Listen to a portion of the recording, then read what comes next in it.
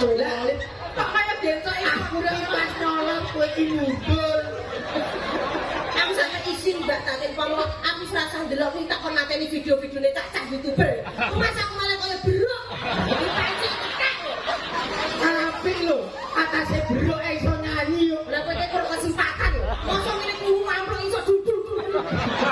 Aku tinggal iki graya-graya golek ibu cekan. Ono yo dek tapi ora duwe sopan iki rupane kaya ngene iki lho. Iki lho gendong rek gendong HP iki kok yo ndak ditinggal ngomah iki napa? Ibu HP gua. Lah kok aku jajal. Ibu HP apa? Ibu siar bongkok. Sabar. Mas Jaring ono apa kan? Awak dhewe kok ndelok beruk apik banget kok didelok terus. Sik kok iya nek awake dhewe dadi wong mbok anggere beruk iki. Kaya teno iki kebangetan. Jangan kok ketara kolok. Kok dadine awake dhewe wong sugih ya wong ayu.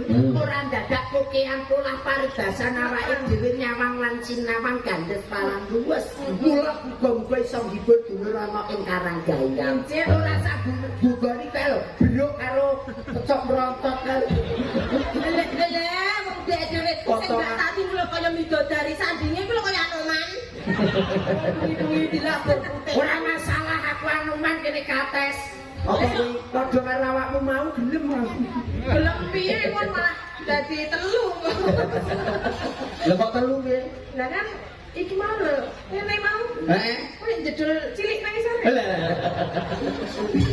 Sampeyan Mbak Tatin, monggo. Coba ganti Mbak Tatin. Mbak Tatin ya, rungokno jenengane wong berkualitas ngene iki. Bojoku ya berkualitas. Ngomonge sapa? Kowe ora tau digudak. Iki lho, jenglengan yang berkualitas. Iya ayu tapi pas padakno pun kadang arep jengleng ya. Injih Kang Mas. Wah, dadi koyo iki guyu sik timbangan iku nyambut gawe guyu ning tengah-tengah ora dadi. Lho.